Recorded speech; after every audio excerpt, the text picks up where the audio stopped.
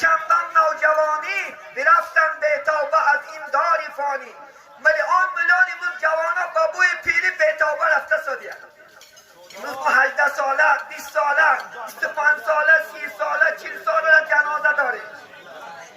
اویا ما که نمید داشتن که خدا خرج کنم فقط نفقه میبرم نماز میخونم با بوی پیری نشم.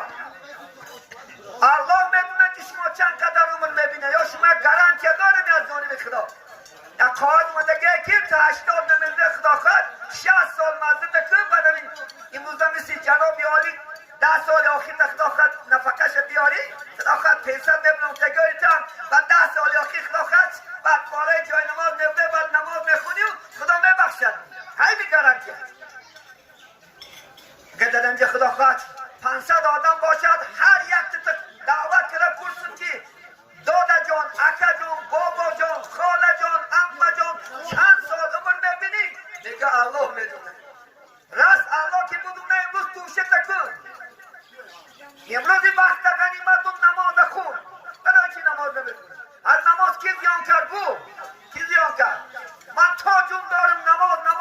میگم چونکه الله سبحانه و تعالی در اکثری جای قرآن اقیم الصلاة نماز خون نگه بچه جان بنده جان نماز خود پیش من بیا چونکه توشه ما و شما نماز خلاص این من سفر میکنی یک ماه پیش تردد میکنی پاسپورت اکا تراس میکنی یک ماه پیش خدا خود پول تراس میکنی یک ماه پیش خدا خود جا تیار میکنی در نسیه تلفن کرده نگود برادر کاره رفته شرمنده نشم به پول نمونم همه تا میکنی برای چه که آخرت نمیکنی پیش الله برای چی توشه نمیکنی توشه الله نمازای توشه الله روزای توشه الله زکاتای توشه الله حجای توشه الله کلمه لا اله الا الله محمد رسول الله اینه ابوالعیسی سمرقندی گفتیم برای هر یک مؤمن 7 چیز باید لازم دارد برای خودش 7 چیز لازم دار برای خودش اینم وظیفه کردگی عزیزانی من 7 چیز حیات نمراری سوداگری دهقانی انشاءالله خدا خواهد تدبیرکار هستی معلم هستی دختر هستی چیکی نباشی داملا هستی این 7 چیز برای خودت گوش دار برای خودت لازم دار منفیت دو دنیا میتید این دنیا هم انشاءالله مغفرت آخرت هم میتید یکیش یزین دائم بسم الله الرحمن الرحیم گفتن برادران این بسم الله است که خدا خواهد ما شما را نجات میتید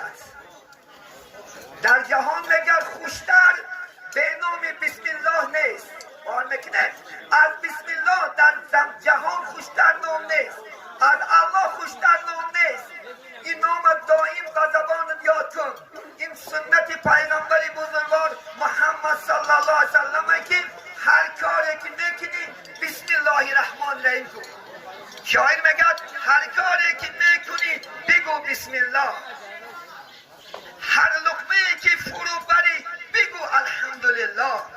هر کاری که میکنی خدا خواهد گفت کارت بر رواج میتید انشاءالله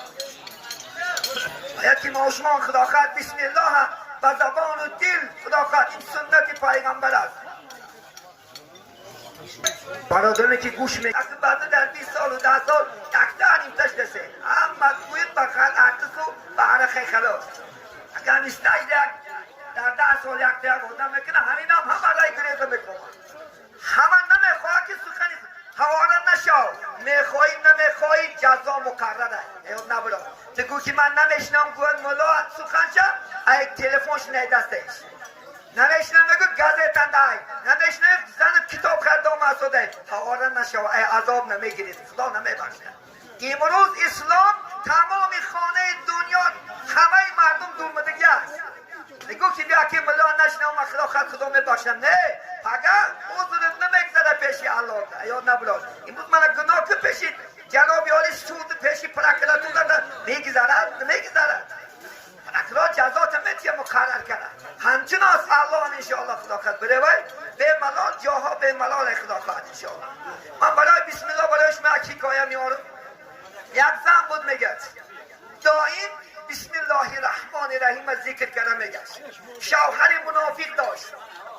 شوهرش باشد غشیش میومد ایزنی من فقط بسم الله میگد بسم من همین یک باب کنم که بسم الله از بسم الله موننمش نگه و دعوت میکنن نگه زنک همین میگه کدمانی پول میتیمون یک جا که نمونش که در کارشا باید میتی و زنش میگیرد یک جای خوب نه کدمانی پول میموند و وقتی که شوهر دیده مثل که زن ایپای کار میشد بعد میگیرش و خانش نه خوددوک بود چا میبرم چون نمیپرتیش میگه که شرمنده میشه این فقط بسم الله میگه بسم الله وقتی که اندر وقت میگه نگه زنک جا نگه همون پول در کار پول بیا خوب مردک جا نگه همیشه نزدی همون دیوار رفتن بعد خدا سبحانه و تعالی حضرت جبرائیل عمل میکنه از فرشته هستن که 160 فرشته یک انسان خدمت میکنه ابن عباس در روایت نه 5 فرشته هر شب در اطراف خدمت میکنه 160 دیگر فرشته است که شب و روز خدمت شما است جبرائیل میگه برده پلا در جاش رسون پلا آورده در جاش میمونه وقتی که بسم الله امتحان دست داد میکنه که کدمان در دستش میگیره میبره که مردک تلخش میکفه میگه من در چاه پرتاب دادم میگه چون که من به نام الله آغاز میکنم هر کاره چون که الله میگه ما شما الله لبیک میگه لبیک معناش من در خدمت تو تیارم بندم اسال منی ما تريدو هر نامی که خدا خواهد الله میگویی از الله نمان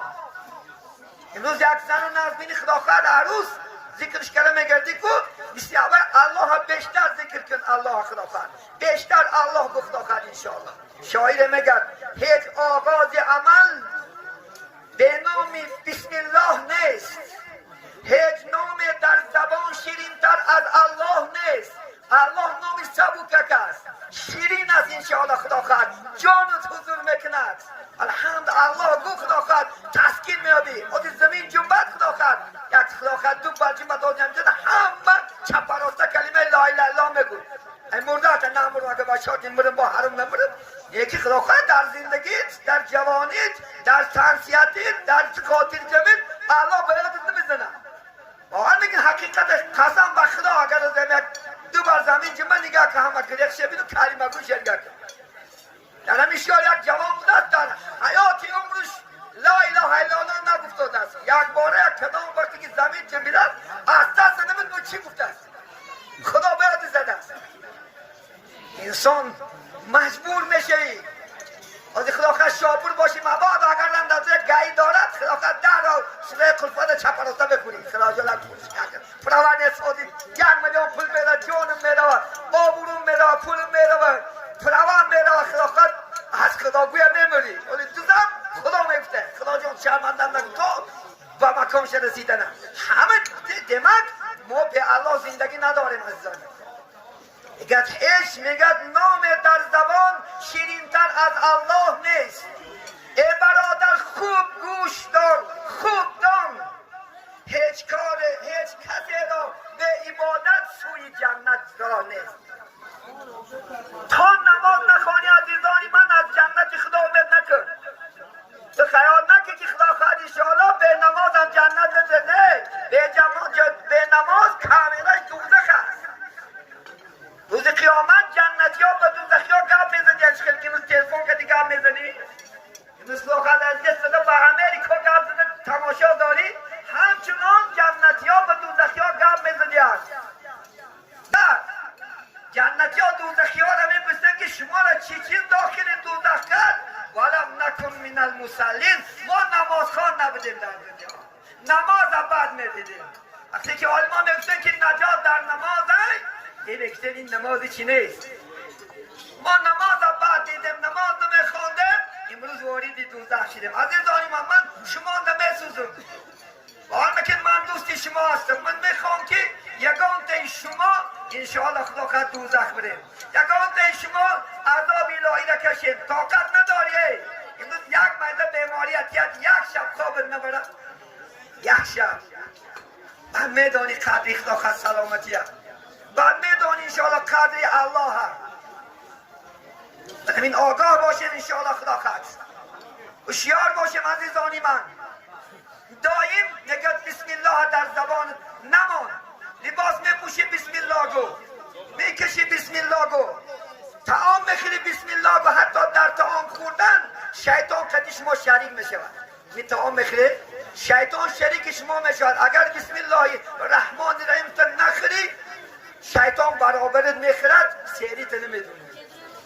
چونکه پیامبر گفتن که بگو شما بسم الله الرحمن الرحیم گو بعد طعام خری شما.